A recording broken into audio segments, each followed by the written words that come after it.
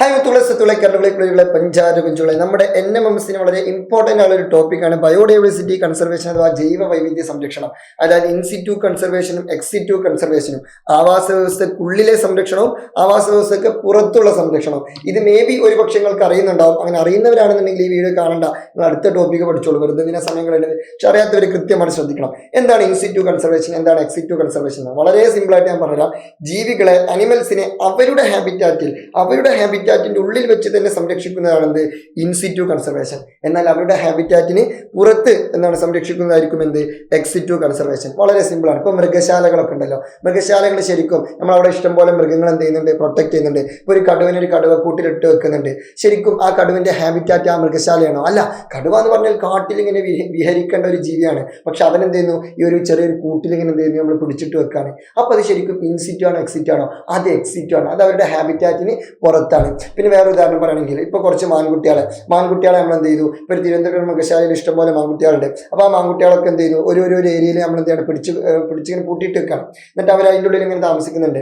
അപ്പോൾ ശരിക്കും അവരുടെ ഹാബിറ്റാറ്റ് ആണോ? അല്ല. അവരുടെ ഹാബിറ്റാറ്റ് ശരിക്കും ഏതാണ്, ഏതെങ്കിലും കാടായിരിക്കും. പക്ഷെ അവരെന്ത് ചെയ്യുന്നു, നമ്മൾ ആ കാട്ടിൽ നിന്ന് പിടിച്ചിട്ട് ഇവിടെ കൊണ്ടുപോയിട്ട് സംരക്ഷിക്കുന്നു. അപ്പോൾ അതെന്താണ്, ആ കാടിന് പുറത്താണ്, ഹാബിറ്റാറ്റിന് പുറത്താണ്. അതാണ് എക്സിറ്റു കൺസർവേഷൻ. അപ്പോൾ അത്തരത്തിൽ പുറത്ത് സംരക്ഷിക്കുന്ന പരിപാടിയാണ് എന്ത് എക്സിറ്റു കൺസർവേഷൻ. ആവാസ വ്യവസ്ഥക്ക് പുറത്തുള്ള പരിപാടിയാണ് എക്സിറ്റു. എന്നാൽ അതേസമയം സ്പീഷീസിനെ, അനിമൽസിനെ അവരുടെ ഹാബിറ്റാറ്റിൽ, അവരുടെ നാച്ചുറൽ ഹാബിറ്റാറ്റിന്റെ ഉള്ളിൽ തന്നെ പ്രൊട്ടക്ട് ചെയ്യുന്ന പരിപാടിയാണ് എന്ത് ഇൻസിറ്റു കൺസർവേഷൻ.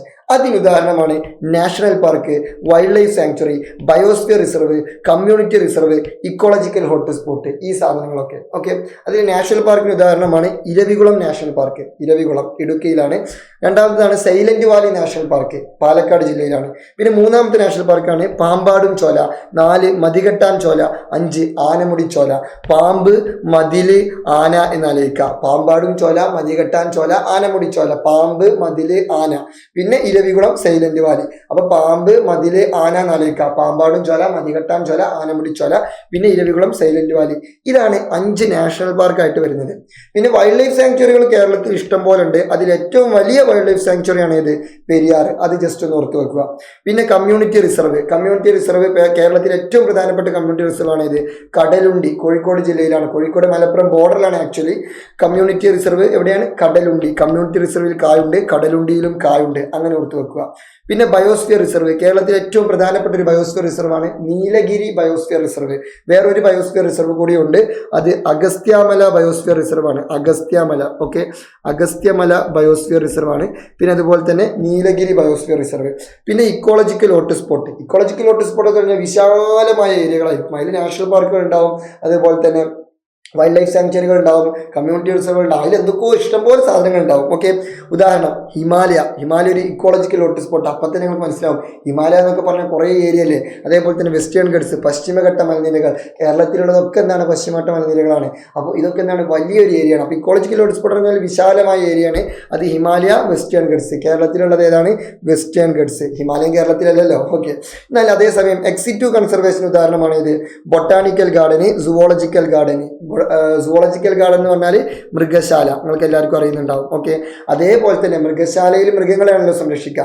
അതുപോലെ തന്നെ ബൊട്ടാണിക്കൽ ഗാർഡൻ എന്ന് പറഞ്ഞാൽ ഈ സസ്യങ്ങളെ സംരക്ഷിക്കുന്ന ഒരു ഗാർഡനാണ് ഇത് ബൊട്ടാണിക്കൽ ഗാർഡൻ. പിന്നെ അതുപോലെ തന്നെ ജീൻ ബാങ്കുകൾ, ജീനുകൾ പ്രൊട്ടക്ട് ചെയ്യുന്ന ഒരു സ്പേസ് ആണ് ഇത് ജീൻ ബാങ്കുകൾ. പിന്നെ അക്വേറിയം പറഞ്ഞാൽ മീനുകളൊക്കെ ഇട്ട് വെക്കുന്ന, അതൊക്കെ നിങ്ങൾക്കറിയാലോ, മത്സ്യങ്ങൾ ഇട്ട് വെക്കുന്ന പരിപാടി. ശരിക്കും മത്സ്യങ്ങളുടെ ഹാബിറ്റാറ്റ് അതാണോ? അല്ല. മത്സ്യങ്ങൾ വല്ല പുഴയിലോ തോട്ടിലോ കടലിലൊക്കെ ജീവിക്കേണ്ട ആളുകളാണ്. അവർ നമ്മൾ എന്ത് ചെയ്യുന്നു, അക്വേറിയത്തിൽ ഇട്ട് വെക്കുന്നു. അപ്പോൾ അതൊക്കെ എന്താണ്, എക്സിറ്റു കൺസർവേഷൻ ഉദാഹരണമാണ്. അപ്പോൾ ഇതാണ് ഇൻസിറ്റു, എക്സിറ്റു. ഇനി അത് എന്ത് ചെയ്യരുത്, മറന്നു പോകരുത്, മാറിപ്പോകരുത്. അടിപൊളിയായിട്ട് പഠിക്കുക, സൂപ്പറായിട്ട് പഠിക്കുക. All the best guys.